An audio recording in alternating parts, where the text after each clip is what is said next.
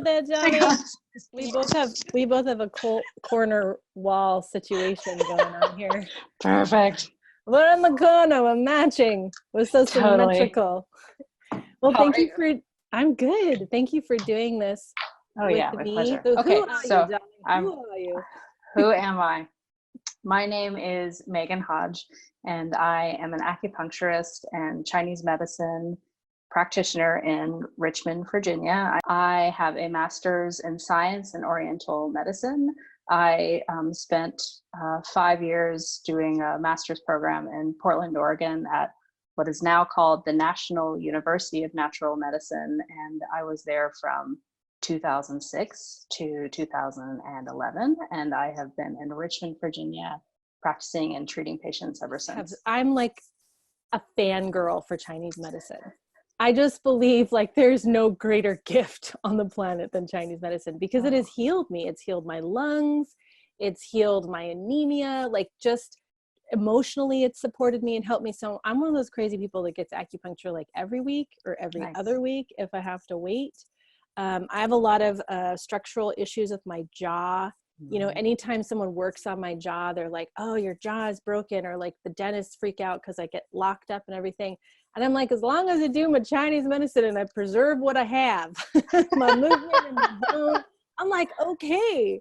So I'm just like a diehard lover of Chinese medicine, because also just herbally things really work. So personally, I had asthma since I was a child, and it wasn't until I was 19 that I was able to get off of all of my steroids with the doctor's help and all of the bronchial dilators that I was taking, which none of that was even really working. It was just kind of getting me through the hour in the day. And then Chinese medicine came along into my world. It's fascinating to me because it's like this ancient medicine that survived. And it's just like, holy shit, because there's so much ancient medicine that just hasn't survived. So I'm just fascinated with like anything you can share around the history with this pandemic, which you say is kind of like in Chinese medicine, they're like plague. It's like totally a real thing. Yes, I'm really glad to hear, obviously, that Chinese medicine has been such an amazing help for you. So I'm a Chinese medicine practitioner. I'm not a historian, so I can just give like a really sort of brief overview of the context and the kind of background of knowledge that there is, which is really quite incredible from a Chinese medicine perspective, that exists in the written record and really old textbooks and that kind of thing. So essentially, there's two primary texts that exist that came about from the study of plagues or plague eras in the history of China. And one was, so it's a book called the Shanghan Lun. My teachers are gonna be so ashamed of me. It came out a very long time ago. I wanna say 1,000 to 2,000 years ago. That was a plague that came about in a time in China where people were more malnourished, and it was in a more northern climate. And so there's this incredible written record about how to treat that type of illness in that type of context. And then there's another really important text that came out much, much later called the Wenbing, which essentially means the study of worm disease. So it's more like tropical kinds of diseases that come about and how those tend to impact the body and what you can do about it. And then, in between, there's all kinds of scholarly research and, information available that's just really been in the written record developing literally over the last 2,000 years. And I think that's what's so incredible about Chinese medicine. And that's exactly why I study it, because it is this incredibly intact medical system that has so many years of data and information and experience. So when the COVID-19 virus started taking hold in China, there's a lot of really amazing providers in China who were studying this disease from the get-go. And I heard very early on that it had been categorized as what is called a damp plague. So that basically is referencing,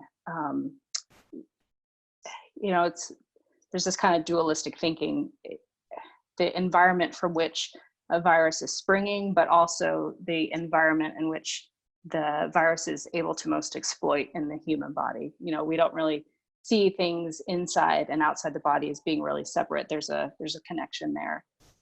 between our environment and what's happening inside. So basically, through all that time and experience, we can speak intelligently about the kind of environment and the kind of conditions that this virus is liking to thrive in. That went a little bit ahead of your question, but ties in. Fantastic. No, I love allopaths. I think allopathic medicine is so important and so crucial, but it also doesn't have all of the answers.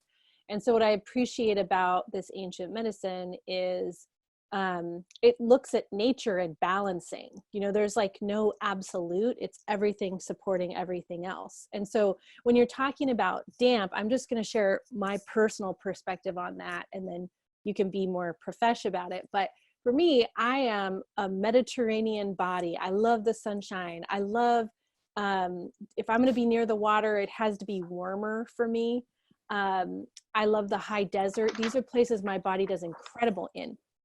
And then when I live in Portland in the Valley, which the Native Americans called the land of 1,000 diseases, because it's just this bowl of, it's just everything kind of comes down into it. I have to work so hard to stay healthy in this gray, damp place. I'm super sensitive to mold. So in the high desert where it's drier, I breathe better. I can eat ice cream. I can be so naughty. And when I live here, I can't have ice cream. I can't have sugar. I even go tanning just to get the light for like 4 minutes. I'll do that like once a month, and it will just change my brain. Every time I go in there, they laugh. They're like, honey, you're never going to get tan like this. I'm like, I'm not trying to do that. I'm just trying to get dried out a little bit. So when we think of damp, I love to give people just something that it's relatable to their world. If you live in a damp place, there's an internal external connection like we talked about. And in the environment, we can imagine very easily what damp looks like. It looks like fog. It looks like, heavy humidity. It looks like Portland really most of the year. And I live there. I remember exactly what that feels like. And that's the only time in my life I've ever been to a tanning bed. But in the human body, basically it kind of boils down to water metabolism that's kind of screwed up. And so I'm going to talk more about how that makes people feel, because visualizing it is really hard for a lot of people. So when people have damp symptoms or their water metabolism is kind of screwed up, they're going to have issues with thirst. Like often they're not going to be very thirsty. They're going to have a hard time remembering to drink water. They're going to feel sluggish a lot. Their energy is going to tend to be very low. It's going to be very easy for people like this to gain weight. And often the thing that I'll ask my patients is it easy for you to gain weight? Almost everybody says yes, but then I add, do you find that your weight fluctuates very rapidly, like, 5 or 10 pounds? And they say, oh yes. And, it's all kind of water weight stuff. People like this can feel kind of heavy. They might have a sense that they've got swelling or water retention. Often they'll have distended bellies, maybe from bloating, or maybe they're just accumulating, fat on the belly, adipose tissue. And people like this tend to have phlegm or mucus. And so I'm definitely a body type that kind of tends in this direction. I can be very, very phlegmy and mucusy if I don't take really good care of myself.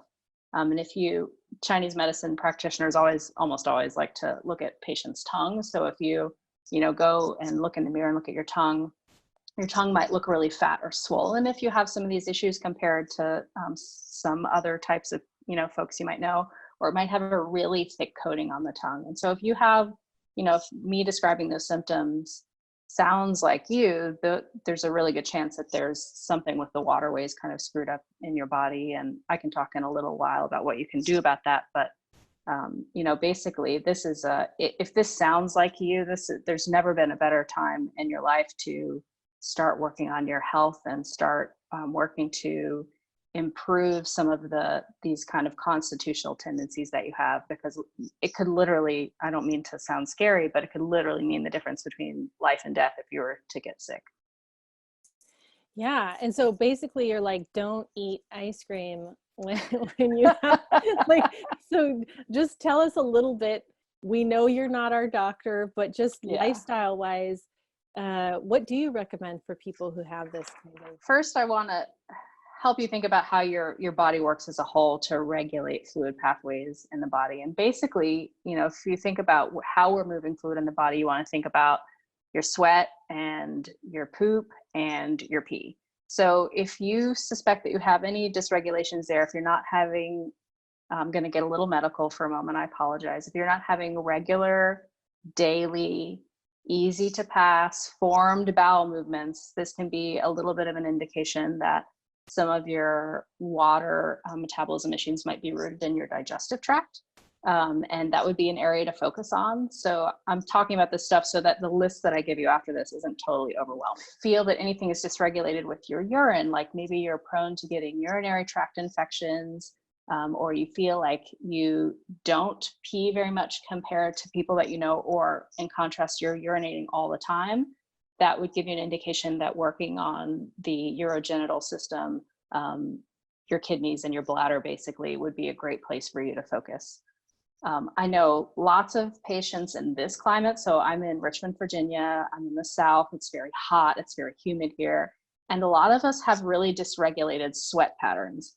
And we don't think about this very much in the West, especially in America, but sweating regularly and creating an opportunity for your body to sweat regularly is really, really important for regulating the immune system. So if you're like most people and you spend your life inside your air-conditioned home, and then you go to your air-conditioned office in the summer and you're too busy to exercise or garden or anything like that, it can have some really dramatic impacts on your immune system. If that sounds like you, or you have thyroid issues where you don't sweat very easily, on the sweating is kind of what you want to focus on and what I'm about to talk about. In terms of dietary recommendations, this can benefit anybody who has some of those symptoms that I listed at the beginning when we started talking. So one of the easiest things that we can do, one of the simplest things we can do, but maybe the hardest right now, is to avoid overeating. Like, we're all stuck at home, we all want comfort food, we all want carbs, and a certain amount of that in moderation is totally fine,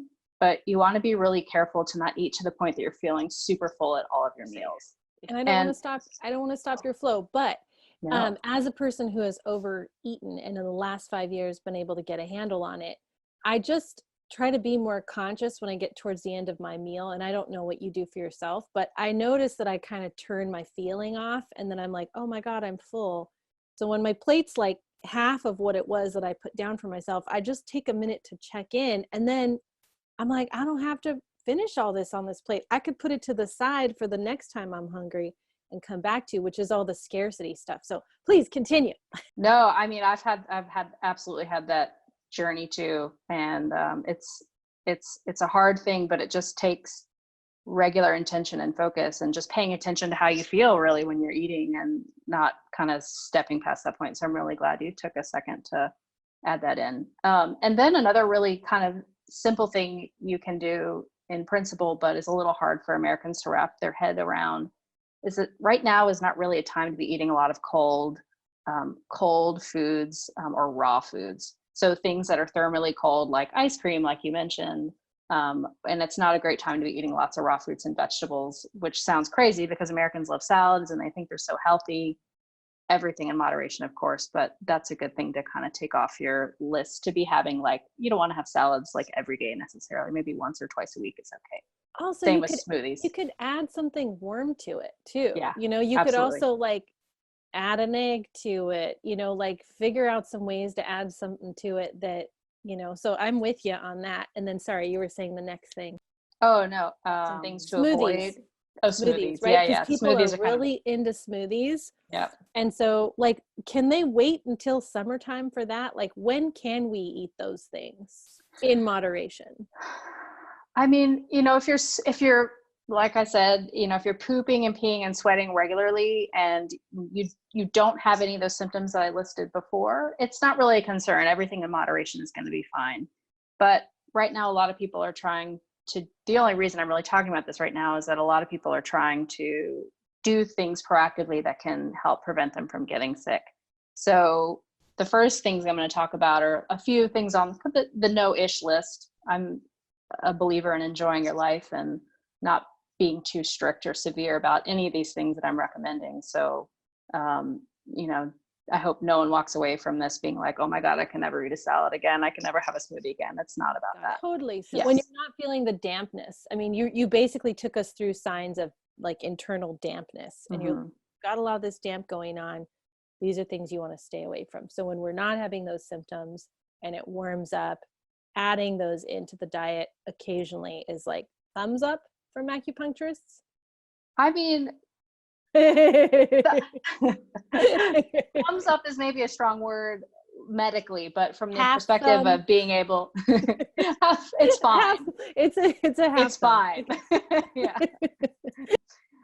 I think not being able to be too nuts about this stuff and have some enjoyment and being able to do things that you regularly do is really important. So the next thing on my list is minimizing, not totally strictly avoiding greasy foods, things that are really sweet, or really super spicy foods, like, you know, some mild or medium level Indian or Thai food right now is probably fine. I wouldn't go for the super hot because it can, if you have any of those dampness symptoms, it can exacerbate them temporarily. And similarly, milk products are something that can really thicken mucus and fluids in the body, and that you want to just be minimal about at this time. Cold stuff we talked about, alcohol, you know, only moderately. So just like you don't want to be overeating. I'm not telling anybody not consume alcohol, especially right now. But in moderation can be really beneficial for you. It's good for us to remember too that like alcohol is sugar. So when I'm working with people and they're like, you know, so-and-so is an alcoholic, maybe they're talking about their family member, and I'm like, oh, so they have a sugar addiction, you know, and they're just like, what? It's just like a great way to flip that in your brain of like, there's something with your metabolism that wants that sugar. So just being aware of, you know, am I getting the sugar from this alcohol I'm drinking? If I'm staying off of, you know, the ice cream that Liliana wants, what is the thing? And so what I hear you saying is warm things, soups, broths, things that are not too greasy, light on the dairy products. What do you eat? That's a good question. We're managing our stress levels pretty well, but I think stress is present for everybody, even if you're a total superstar at kind of, you know, distancing yourself from the insanity out there. We went to Whole Foods this morning to kind of beat the crowd and get a few groceries. And we hadn't been in 2 weeks, and they had added the 6-foot lines at the checkout lines that actually went all the way down the aisle. And it was before 9 a.m. and there were tons of people there. And I think we stood in line for a while, and we were like 2 people from the beginning. And I looked at him, I said, as sure as I am that I feel that you and I are in no personal danger, it's really hard to feel that way. It's really hard to feel that way being here right now, because everything feels so different. Everybody's acting different. The shelves look different. It was a funny moment. So that all to say, just kind of going out into the world right now can be really stressful for people, and that those stress levels increase cortisol, and that cortisol makes you crave a lot of carbs and comfort food. So we've been trying to do like comfort food kind of healthy. So yesterday I made some pizza dough, 60-40, like cornmeal and organic white flour. So, you know, it's a little bit of a treat, but it's as healthy as possible. And like, we don't do dairy. So we're going to do pizza sauce. We're going to cook down a bunch of kale and some vegetables and like put a little bit of meat. And then I do kind of like a tofu cheese with like garlic and yeast. And so it's a little damp, but you know, we eat it with a bunch of vegetables to increase the fiber and make sure we're drinking plenty of water. And we're going to go for a walk today with our dogs. The high here today is like 85 and hopefully breaks a little sweat. Whoa. Yeah. Well, my friend who's an environmental doc is just always like sweat. It's like from her kind of naturopathic perspective, which lines up with what you're saying. It's like, man, if you're really sick, detox yourself, you know, get in the sauna, it's hard to run when you don't feel well, right? You're not going to go for a jog, but ways that you can make yourself sweat are important, or at least trying to not avoid sweat, which is what you were saying earlier, where people are just constantly like, I can't sweat. So, because it helps us clear the body and just like begin to be fresh again. I love it. Okay. I feel so much better when I do that kind of stuff. Right. And there's all these natural things that we have forgotten, you know, because we're like, oh, I can't stink and I can't sweat and I don't, you know, I need to look professional and do I have my deodorant now? All these things. And so I think just remembering the basics for myself has been so important. Like, cool girl, you're going to get exercise a day. You're going to run with your dogs. You're going to work up a sweat. You don't have to do it for 45 minutes, but just getting a little bit of that goes a long way. Things like more proactive, easy things, easy dietary changes you can make, or like things you can do, like everything in moderation. And if you're making an effort to add garlic and onions and what I kind of paraphrase as warming spices to your cooking at home, that's going to make a massive difference. And what I mean by warming spices is if you go look at the spice rack at the grocery store or whatever, basically like anything that's brown or red or yellow and like tastes a little bit like spicy or like Christmas, that's all really great medicine to sort of combat this tendency a lot of us Americans have to have this kind of pattern that we're talking about today. So, you know, chili peppers, cumin, ginger, cardamom, that kind of stuff. And then there's some green stuff too, like green onions. I love to put that on eggs. I'll like make a little toast and some eggs, and maybe I'll do some chili oil on top to warm it up, dry it up. Some green onions, something like that. I like to do stuff like that. Can I tell you all the crazy shit I'm eating? Yeah. Okay, so I have found that juiced ginger makes me feel amazing, just like the straight up juiced ginger. So nice. My treat, especially if I'm starting to feel a little bit run down, is like, I don't know, an ounce of juiced ginger, which is a lot. That is a lot of juiced ginger. It's like, ugh, right? With hot water and a little bit of apple cider vinegar, because the apple cider vinegar, it feels good in my tummy. I don't know what the doctor says, but it helps cut a little bit of the heat. And if I do a little bit of honey in there, because for my allergies, if I get local honey, it will go away if I have a little bit of that. So that's my like treat. I have this incredible response to that pu'er tea. Like it super high caffeine. I'm not a coffee drinker, but if I'm feeling sick, I swear to God, I have some pu'er tea and I just feel so better, just straight up, you know, nothing in it, no sugar, no cream, just straight up. It's delicious.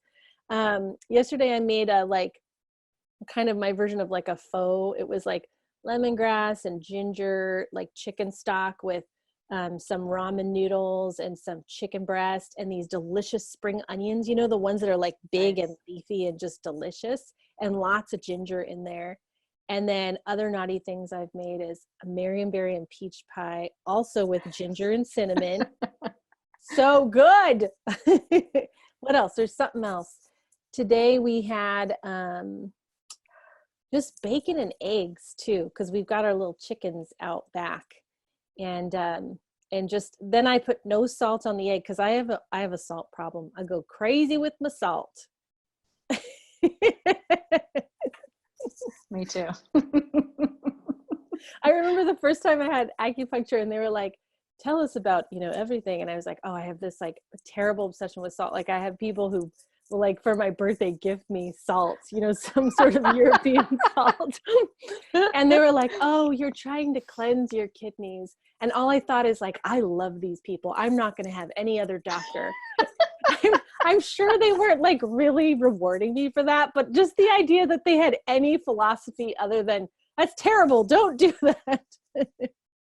Absolutely. I think most of what you listed sounds really great. And I mean, even the sweets, like I've seen a little bit about how you cook on Instagram. I have a feeling you're doing it pretty healthfully. And like I said, everything in moderation is fine. You know, don't eat the whole pie, but the ginger shot sounds amazing. You know, I love that. I used to have a lot of joint pain, which can be another damp symptom. And I would grate a bunch of fresh ginger and pour boiling water over it. And it would kind of probably taste like your ginger shot, just like, blah, like so intense, so spicy, just kind of blow your mind. And within 15 minutes of drinking that little cup of tea, my pain would be totally obliterated. Ginger is amazing for this kind of stuff. And the fuzz sounds great. And you listed something in between that also sounded good. these are great ideas. I mean, soups are awesome. You know, I wouldn't do like a big, heavy, creamy bisque or whatever, but you know, I anything do that have a like soup is great. I have a creamy soup tip. Here's my creamy soup tip. Okay. Okay. Yeah. So it's a leek and cauliflower soup. Oh, nice. So you saute like the white part of the leek and a head of cauliflower, boom, put a little chicken broth in there, or vegetable broth. And I like to put some butter in there because it gives it just like a little bit of something good, you know, Yeah. some salt, some pepper, and then you just use your immersion blender and you have the most delicious cream soup. And there's some butter in it, but there's no like milk, you know? That's awesome. Yeah. And if you wanted to modify it a little bit for this, just speaking theoretically, you could puree some sauteed onions and garlic into it too. And I'm sure that would taste really good. Okay, now that I'm hungry, we should probably get back to work. That's hilarious. I love talking about food. I think it's more fun than talking about medicine. Well, it's also more relatable because it's like Yeah. you can actually heal yourself by just doing. I mean, I was the kind of person that would like have a cold and feel terrible and be like, I just need a bowl of ice cream. You know, like Yeah. it's taken me like into my 20s. I realized like that's probably not the best, you know, plan. But the typical American does not modify their food when they're sick, which is so strange. I think if you can just get to a place in your life where you're doing that, that can make such a big difference. And learning how to, you know, feed yourself based on how you feel can make such a big difference, so that when you feel well, it's not like you have to be crazy about this stuff all the time. You can eat like a relatively normal person, and just use food as a way to feel great in your body all the time. And I think that's kind of the goal for me. Like I want to help people feel great in their bodies most of the time, at It's least. empowering to know something to do, like what to change. And like even my kids have that. Like my daughter will be like, "Oh, my throat feels scratchy. Like I probably shouldn't have that right now." And I'm just like, "This is awesome." That is awesome. Nice work, Mama. All right. So the last little bit about food that I wanted to do was just give you guys a quick list of some foods that are supportive of, you know, de-damping yourself essentially. And so we talked about garlic and onions, what I call warming spices. Celery can be good, but not too much because it is raw. Raw honey is amazing, as Liliana referenced a little earlier, for this kind of stuff. Amazing, especially if you have allergies. And then there's lots of grains that can be great for this. So rice, corn, buckwheat, quinoa, oats, barley, and rye. For protein, you can think about incorporating some beans and, instead of meat. I think meat in moderation is fine, but if you want to de-damp yourself a little bit, you can incorporate some more beans. And then you already had me tell my ginger tea story. Ginger is amazing for this kind of stuff. If you like ginger, fresh, dried, whatever, it's amazing medicine. Have it every day. It's really hard to overdo it with ginger. I can't emphasize that enough. Okay, so then just probably the last thing that I had to talk about was just talking about this contextually. So, you know, we're in the middle of this COVID-19 thing and it feels really big and scary. And, you know, I feel like it can be helpful to walk people through some of the, just, you know, the facts of it and, you know, what to expect if you got sick and, you know, that kind of stuff. So basically, you know, what we're seeing is that patients who do happen to come down, because most people it's very mild illness, you know, they feel like they have kind of a flu eventually. So if you were to come into contact with somebody who had COVID-19, you know, there can be an incubation period of 5 to 14 days, they're estimating lately. And if you're around somebody who's sick, or you have to go out into public, or, you know, whatever, somebody in your family sick, there's some stuff that you can do to help support your immune system to either keep you from getting sick or keep you from developing severe symptoms. So, you know, I'm not your doctor, you know, don't take these as official recommendations. People are going to have all kinds of varying health system symptoms or conditions that might consider extra special consideration. But most of these things I'm going to talk about are pretty safe for most people to do. So you can use your common sense or talk to your doctor or whatever. But, you know, what I do if I'm around sick people, which I am a lot because I'm a medical provider, is that I really love elderberry.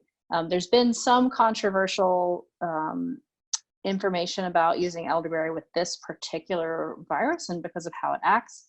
Most of that information is pretty theoretical. There's no real evidence that taking elderberry is harmful at this time. If for some reason you have concerns about that, you could look for elderberry leaf instead of elderberry berry. That would reduce any of the potential issues there. But I personally like to take about 500 milligrams of elderberry extract a day if I'm trying to prevent illness. And for me, that's like my supercharged, works 99% of the time kind of thing that I do, that I think is really, really helpful. And I just want to add, as like a mother and a lay person, that I know there's a huge fight in the community with the allopaths and the naturopaths and the herbalists about, elderberry. If you take it, it's going to make this so much worse. And I know that the way that many of us are speaking about elderberry is from prevention. Yes. It's like, it's fairy juice. It's this magical thing that's like, as far as we know, safe for women in pregnancy, safe for kids. It's like pretty vulnerable people can take elderberry and not have, when I was pregnant is when I learned about elderberry, because I couldn't take all these other things. And my midwife was like, this is safe for you to take. And it was like, wow, I can actually take this and feel better doing it. But I found for myself that once like my flu or whatever's really going, I end up stopping to take the elderberry because I feel like it's like, trying to beat something with a feather instead of a hammer.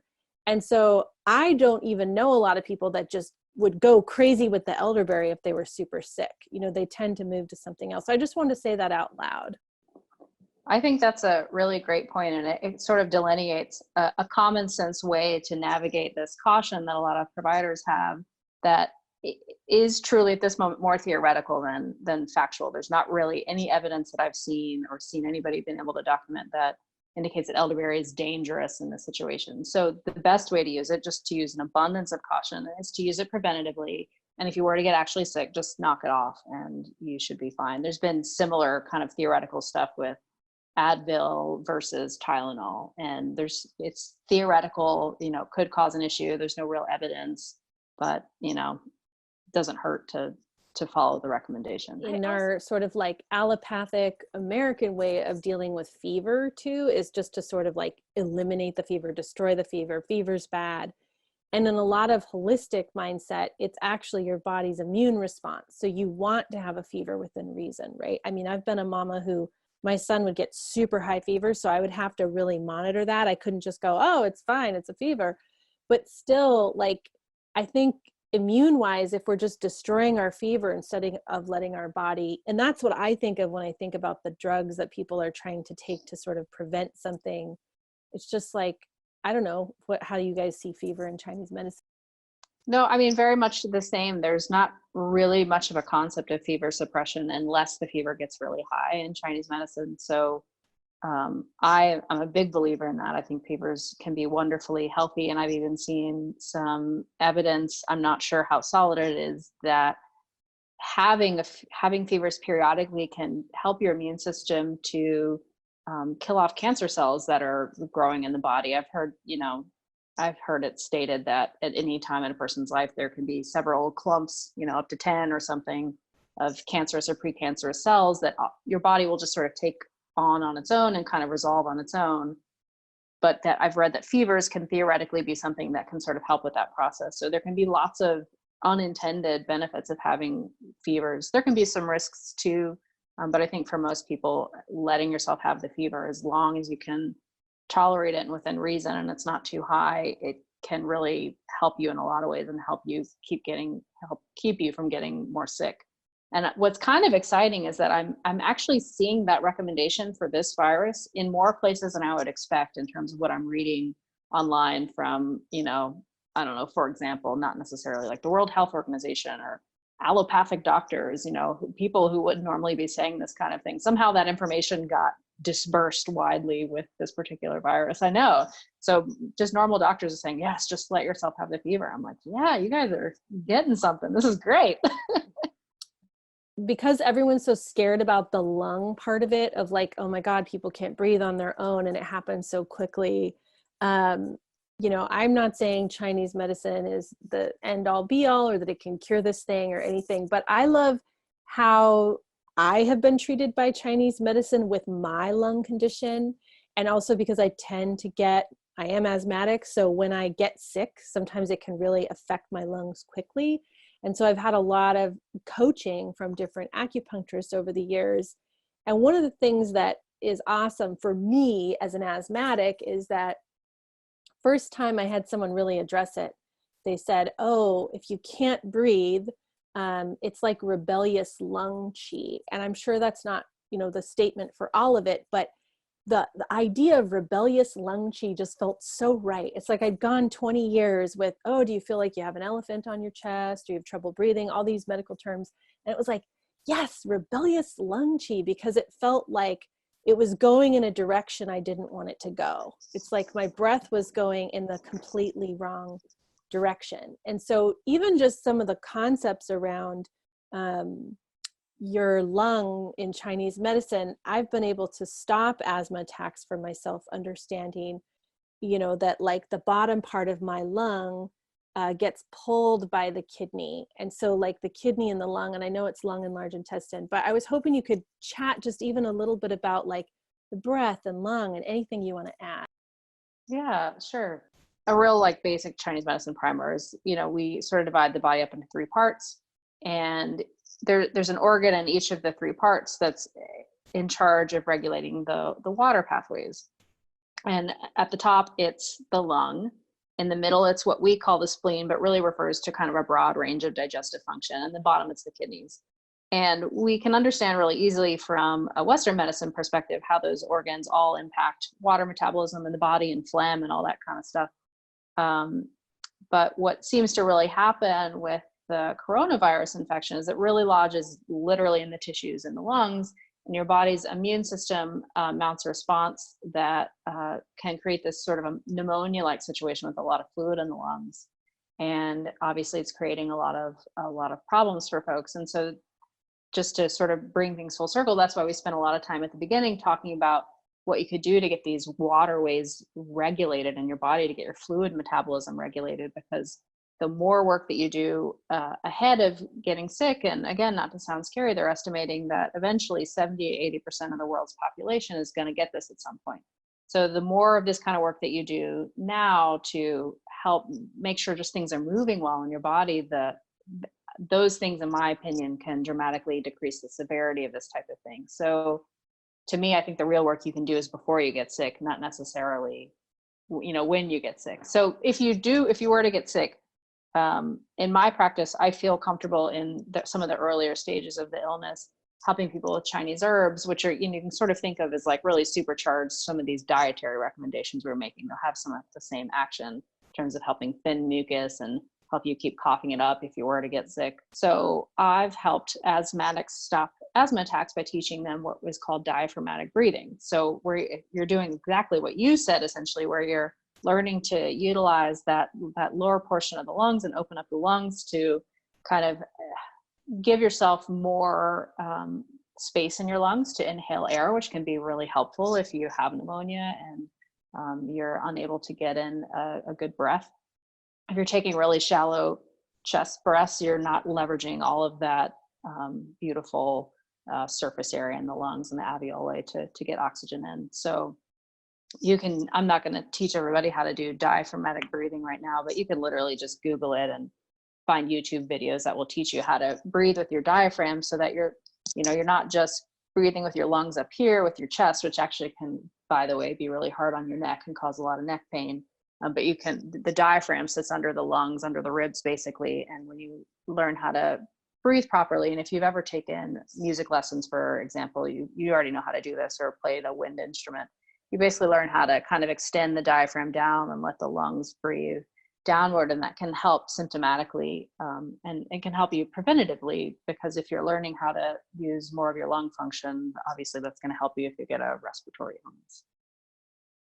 Yeah, and speaking alongside that with the asthmatic stuff, in my younger years, someone told me that there's some adrenaline points up in the chest, or some kidney points up in the chest, which is why sometimes people have like when they're panic or they're having a panic attack, they have that kind of pressure in the chest. But I kind of use that as a guide because my breath will start to fight and go up when I need it to come down. And so one of the things that I do is when I catch myself breathing heavily, like I can't breathe, you know, and we've all heard that kind of up, up, up, up energy. It feels like I'm going to die if I don't keep trying to get up, when really I need to go down. And it's such a reverse, it's sort of opposite of what my body wants to do in the moment. And then my brain gets involved and starts freaking out. And so one of the things that I've taught myself to do, and I don't know much about diaphragmatic breathing, so maybe this is part of it, but is I actually really let myself stop breathing, which I know sounds weird, but it's actually a big exhale. It's like I let all of the air come out because I get that overinflated feeling. So I go all the way out, and then I just take a second to go like, yes, this is really scary. Like what I'm feeling right now is terrifying. And I just acknowledge that sort of space between the breaths. And then I'll find that I have a natural breath that starts to come up. And so I get myself out of a cycle of breathing that's sort of hyperventilating. So this is great for panic attacks too, of just like, cool. You know, when they're like, slow your breath down, that doesn't work for me. I'm like, slow it down. I can't slow it down, but I can stop it. I can go, okay, well, we're going to die, you know, just exhale everything and just guess I won't breathe anymore. And then it starts this natural breath that comes back to me. So also thinking for myself about, you know, how the kidneys and the lung work together, and the idea that like the kidney would be maybe warming the lung or helping to descend the energy or bring it down. So can we do just a real quick meditation, a Liliana meditation on the kidney? So anyone at home who wants to try it, I just take my hands and I stick them on my kidneys. And this is where I feel all the like craziness, like when you describe going to the grocery store and seeing like all the separations and it feels so scary out there. And so I ground my kidneys. So I imagine my right kidney usually first, I just say hello to it. So I'm just like, hello, kidney. Yep, I talk to my organs. And then I just feel my bottom foot, like my right foot. And I just imagine a waterfall coming off of that right kidney, like a tether, just coming right off down into the earth. And then I hook that cord into the center of the planet. So I imagine Mama Earth right at the core. And I just hook that right into gravity. I just let her pull and kind of take all the fight or flight, all the worry, all the panic off that right side. And when I ground my kidney, I usually feel a little bit more freaked out for a second. Like I just have a moment of like, because I'm feeling myself, I'm coming into my body, I'm noticing all the stress for the first time. And once that right foot feels pretty planted, I go to the left side. I like having my hands kind of mid to low back around the kidneys just to kind of say hello to them and support them. You know, they're working so hard for me. So on that left side, I'm going to do the same thing. Say hello to that left kidney. And imagine a waterfall coming off that left side.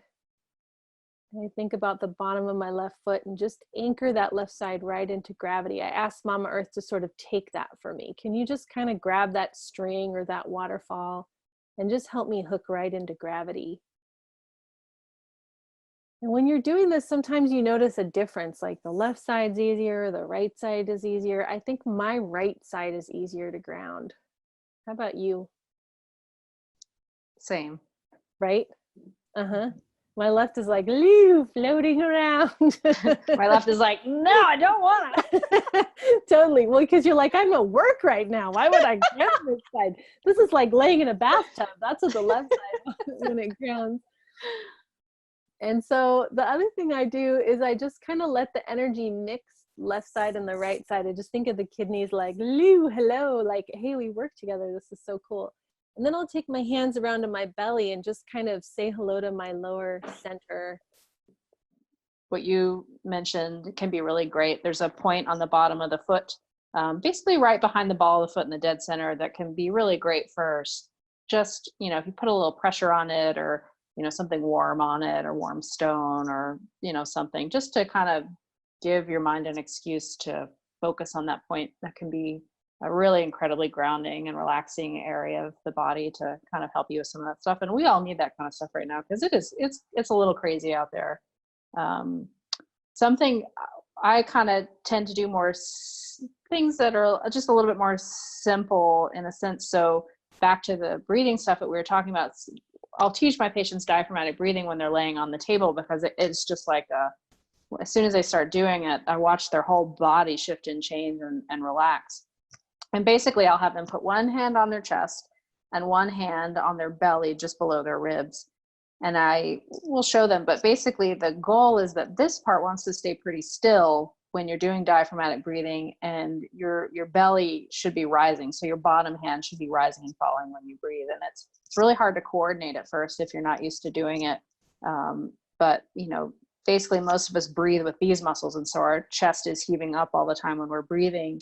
And I think of that as a stress on button. So if you're breathing up here, it's can work to overstimulate the sympathetic nervous system, so the fight or flight side of the nervous system. If you're breathing more with the diaphragm, you're literally kind of massaging the vagus nerve, which is kind of like the stress off button. I'm oversimplifying dramatically, but if you're doing it right, it can have that impact really quickly. So if you're, let me move my camera a little bit. I'm going to stand up. So basically, let's see. Can you see me? Hand. So most people kind of breathe like this, exaggerating. But basically, if you're trying to de-stress, you really want to kind of breathe from here. And it feels like your diaphragm pushing out and down. So you'll watch my hand kind of.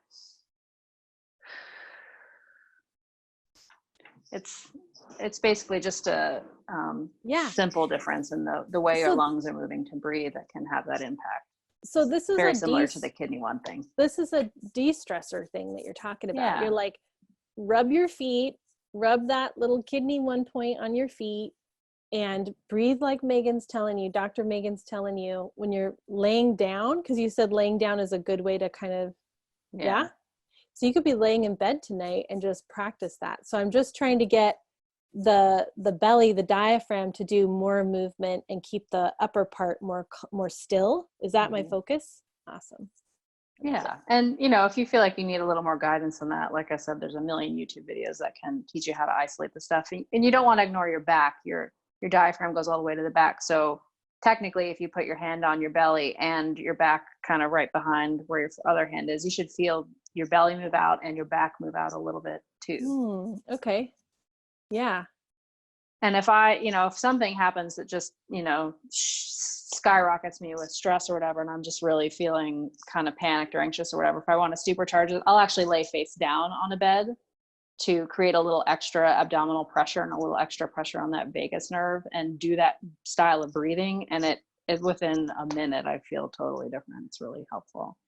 And so what you're talking about is kind of, in Chinese medicine, there's a big connection between the lungs and the kidneys, but even from a Western medicine perspective, how we think about how, the adrenal glands sit right on top of the kidneys. So if we get really stressed out, they secrete a lot of stress hormones. That changes our breathing really quickly. I think everybody's experienced that. So if you can sort of reverse engineer the process by changing your breathing, and that gives a feedback loop to your brain about how stressed out you should be, and can really work to regulate those stress hormones that are popping up.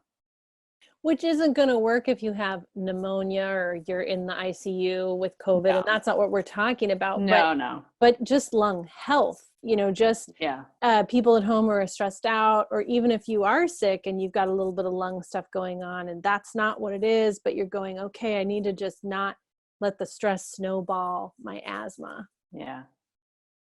And, stress really dramatically impacts the immune system. So if you're not really good at regulating your emotions, your immune system is going to be more impacted than if you're making some efforts to regulate your emotions. Like emotions are good and normal, and it's normal to feel all the emotions, but you don't want to get stuck in emotions. If you feel like you don't know how to down regulate your system, practicing something like this diaphragmatic breathing can give you a really great, easy, simple tool to learn how to kind of pull yourself back when you're getting super stressed and you don't know how to get out of it. A lot of people just don't know how to get out of it once they get into it. And that's not so great if, I don't know, there's a plague or something. Yeah, there might be a plague out there. My partner, she has this thing called trauma-informed joking. And it's like my favorite thing ever, because it's like, well, we're not supposed to, she's worked in a lot of critical situations, and I work with a lot of high stress people, obviously people going through a lot just in life. And so we come home and we try to chill out together, and so sometimes we'll just say something absurd to each other. And it stems off of this experience she had where one of her employees years ago at a different job had a really traumatic experience. And so she went to go pick her up. And I think she was like, well, what do you need? Like, you're doing that thing, you're trying to calm the person down. So like, well, what do you need? And she was like, well, I have to get something to eat and I have to pick up my prescription, which is like, in traumatic moments, our brain sometimes is fixated on just like the most basic thing, which is brilliant, So she was like, okay, so I think she took her to Chipotle and just started making jokes. The woman who had this traumatic experience started making jokes. And then the woman looked at her and said, this is trauma-informed joking, because she was a psychologist. And I just love that story, because it was like, right, because we need to laugh and we need to giggle. And it's kind of absurd that we're in a pandemic. Like, this has not happened for any of us that are alive right now. And so have yourself a cup of trauma-informed joking. I think it's really necessary. To keep going. Yeah, because you got to be in the grocery store being like, I'm terrified right now, even though I'm not, but I kind of am. And so I got to joke a little bit about this, or I'm going to lose my mind. Totally. I had a Chinese medicine practitioner say one time that laughing and crying were similar, like the way that they moved in the body were similar. And I was like, that totally makes sense. Yeah, totally. Because I'm like, sometimes I'm just hysterically laughing, even though I'm really crying. Yeah. All right. I know I'm eating up all your time on this. Oh, but, no, this is good. What else, Levy? Anything else on those notes that did you want to talk anymore? Or? I think I kind of wanted to just mention the sweating again. Letting your stress levels get too high for too long can depress the immune system, but doing things to sweat regularly can actually stimulate the immune system. So beyond just the sort of, vague ideas about damp and water metabolism or whatever, like, we know there's a plague out there. We know that you need a healthy immune system, and sweating literally just stimulates your immune system. Doing things to modulate your stress helps your immune system. Doing things to laugh that you enjoy, eating some food that you like, not too much if it's ice cream, connecting with people that you care about. I know who that one was for, Megan. Some friend texted me. She's like, she talked about some app called House Party. And I was like, what is this? I'm not normally like a games person, but I downloaded it and I turned it on, and there was her face. It was like a FaceTime app where you're like playing games, and we just talked and connected for 20 or 30 minutes.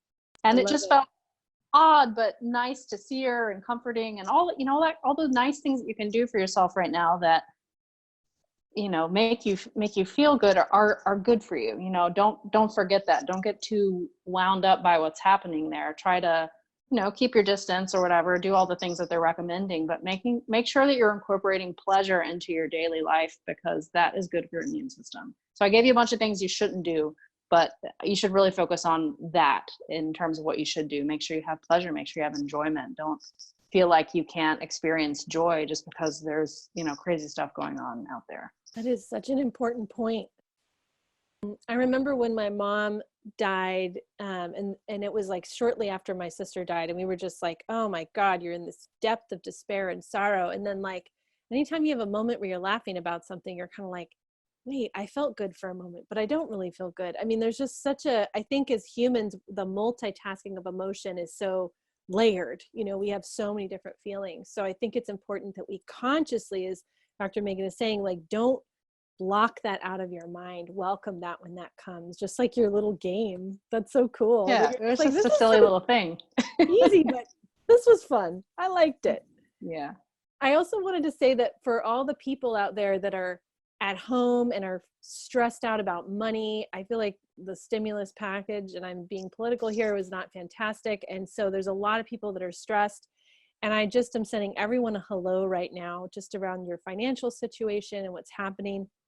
For everyone who's relaxed and, seeing this as a beautiful thing where they're getting more time with their family, that's awesome.